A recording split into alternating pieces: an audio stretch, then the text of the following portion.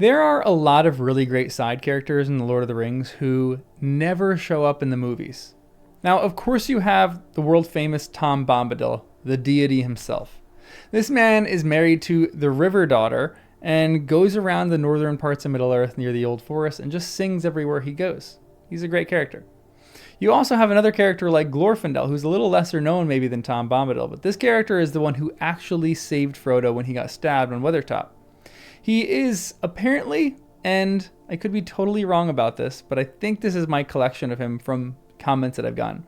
He is an elven lord who was sent back to Earth to assist in the ushering of Frodo and the completion of the task of the ring.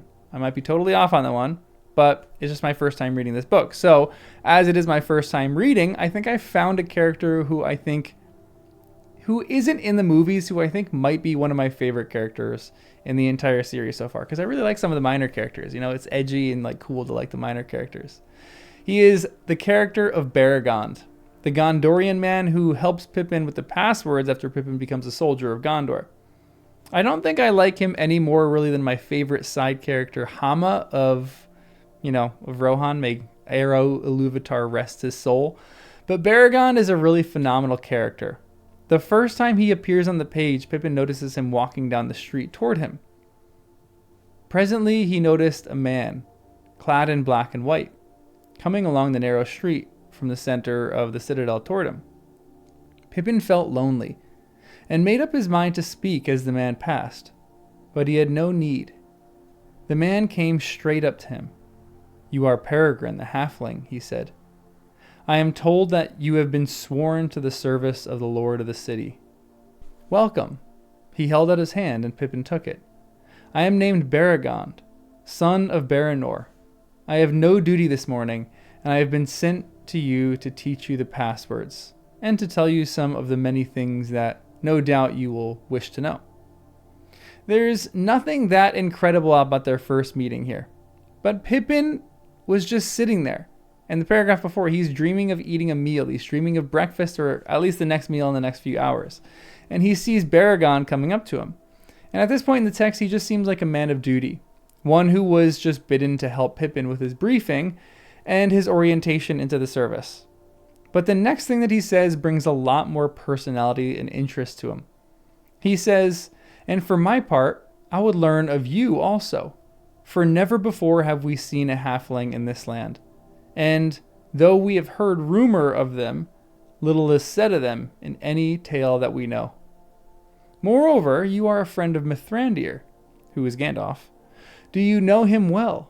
So he's not just a man who is doing his duty, but he has one of my favorite attributes about him: curiosity. I think this was the moment I knew that this character was going to be good. He simply wanted to learn more about Pippin just for the sake of learning more about Pippin. Now, it's a funny note in the book that the kingdoms of men have never really seen or heard of a hobbit before, and some of them think that they're urban legends and myths. There was actually one in Eomer's company who scoffed at the idea of a hobbit, and Beregond kind of seems like that as well. He doesn't really know what a hobbit is.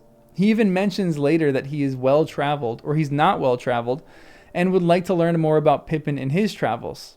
So he just seems very genuine and like very innocent and simple.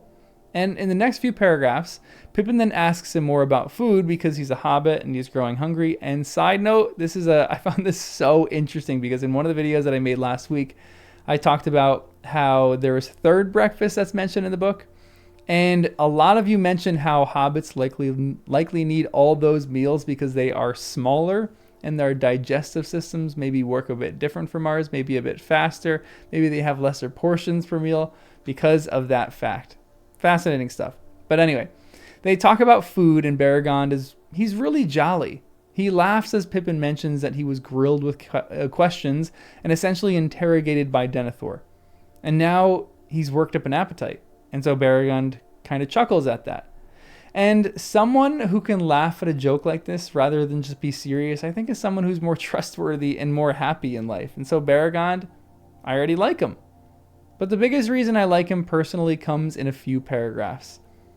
They are talking, more about breakfast and getting more food, and they get up and they get ready to go off. But Pippin realized that he forgot what Gandalf wanted him to do in the first place, which was to go check in on Shadowfax. So he mentions it, and this is what the book says. "One moment," said Pippin, blushing. "Greed or hunger by your curiosity put it out of my mind. But Gandalf, Mithrandir as you call him, asked me to see to his horse Shadowfax, a great steed of Rohan, and the apple of the king's eye, I am told, though he has given him to Mithrandir for his services. I think his new master loves the beast better than he loves many men, and if his goodwill is of any value to the city, you will treat Shadowfax with all honor, with greater kindness than you have treated this hobbit, if it is possible." "Hobbit?" said Beregond. "That is what we call ourselves," said Pippin. "I am glad to learn it," said Beregond. "For now I may say that strange accents do not mar fair speech, and hobbits are a fair-spoken folk. But come, you shall make me acquainted with this good horse. I love beasts, and we see them seldom in this stony city. For many people came from the mountain vales, and before them that from Ithilien. But fear not. The visit shall be short, a mere call of courtesy, and we will go thence to the butteries." Now, it's a simple bit of writing, but there's a few things that I love on this character just from the get-go. The first is that he hasn't heard the word hobbit and is confused that Pippin says that. It's like just a hilarious little bit, and it's a good portion of writing too, because this would happen in the real world. And then the fact that he's excited to see Shadowfax too because he loves beasts is honestly the only indication that I need of a good person. If he likes animals. I can imagine if Gondor had them, that he would probably have a cat or two, maybe have a dog around his house. And that just kind of warms my heart for who Beregond is as a character. Beregond just seems like a kindly and a simple man. And I'm going to talk about more about his simplicity in an essay tomorrow about his wisdom versus Denethor's wisdom, because I think this chapter is kind of pitting the two against each other in some way.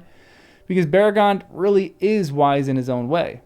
He gives some of the most profound lines in the book so far in things like, "Yet, Master Peregrine, we have this honor. Ever we bear the brunt of the chief hatred of the Dark Lord.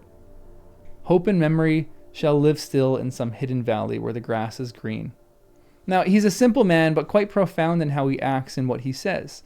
And this whole chapter where Beregond and Pippin talk and walk in the city felt like just a side quest. But it was a side quest that just felt really beautiful and important. Now, one of the things that I really loved is, and I kept saying during the live read, that this felt like kind of like the Tales of Ba Sing Se in Avatar. And one of my favorite moments came after they were hanging out with Shadowfax. So they go get some food, and it's a really simple moment. But this is what the book says. "They got there bread and butter and cheese and apples, the last of the winter store, wrinkled but sound and sweet, and a leather flagon of new-drawn ale, and wooden platters and cups. They put all into a wicker basket and climbed back into the sun, and Beregond brought Pippin to a place at the east end of the great out-thrust battlement, where there was an embrasure in the walls with a stone seat beneath the sill. From there, they could look out on the morning over the world. They ate and drank, and they talked now of Gondor, and its ways and customs, now of the Shire, and the strange countries that Pippin had seen. And ever as they talked, Beregond was more amazed, and looked with greater wonder at the hobbit, swinging his short legs as he sat on the seat, or standing tiptoe upon it, to peer over the sill at the lands below. I will not hide from you, Master Peregrine, said Beregond, that to us you look almost as one of our children, a lad of 9 summers or so. And yet you have endured perils and seen marvels that few of our graybeards could boast of. I thought it was the whim of our Lord to take him a noble page, after the manner of old kings, they say. But I see that it is not so, and you must pardon my foolishness. Again, I loved a few things in this passage. First, that they just go on a picnic, and Beregond brings him to a beautiful place, and they watch the morning over the world. It shows that this man is not just a man who wants to get things done in his duty, but he's someone who delights in the beauty of the world. And I think this is important for why I like him, and I'll talk about this at the very, very end. And this moment is like a moment that makes the whole entire gravity of the ring so much more significant, because if they fail, then good people like Beregond, who is just simple and enjoys the beauty of the morning and learning more about hobbits, will perish and die away. And that will be one of the greatest losses to Middle Earth. It's all in these small side characters that I think you feel the weight and the gravity of the ring. He's also honest with Pippin here, which is a great quality, obviously. It's a bit like a Luna Lovegood kind of honesty, where he just says what's on his mind, saying Pippin looks a lot like a child of Gondor, but also showing him a lot of praise and saying that he has more experience and he's seen more perils of the world than many of the oldest in the city. This man is just wise, but he seems so curious and excitable as well, which was one of my favorite qualities in Hama of Rohan. After this little moment, though, Pippin and Beregond look out over the kingdom, and Beregond kind of shows him all the beauty and tells him of what everything is that they're looking at. It's a really cool section. He kind of walks him through a little bit of like the geography of Gondor. And they go and they learn the passwords after that, and they have a meal with the rest of the men of Beregond's company. And he is actually not the leader of the company, but he's just kind of another member of the company. He's another soldier. And they all talk about how they were just excited because there was rumor that Gandalf was bringing a half-size warrior to help them in battle. Pippin is sad to quell those rumors, but then as they go off and Beregond says his goodbye, he tells him that Pippin is, if he's lonely, that he can go and find his son on another end of the city, and his son can show him more of the city. And this is great because it just shows how he cares for people and he cares for Pippin. He wants to be hospitable and make sure that the hobbit is taken care of and has everything he needs. It's not the most outstanding thing in the world to do this, but I find in this tale of great deeds, where people have taken down Balrogs and defeated, demon spiders and carry the weight of the ring, and all sorts of other epic things that people are doing, I find that some of my favorite characters are the normal people. The ones who simply do their duty and live their life with compassion and curiosity and love. And I think Beregond shows that in spades. It's these little glances that we get into normal life in these cities that I really, really love. It's one thing I wish actually editors would just shut up about, because everything doesn't need to move the plot forward. And because, sometimes the plot doesn't really need to move forward, but sometimes I just want to spend an afternoon with Beregond, having a picnic while learning all about the city of Minas Tirith. I don't think I'm the only one on that either. So let me know your favorite side character in the comments below. If you made it this far, make sure you like the video and you can subscribe for more content like this.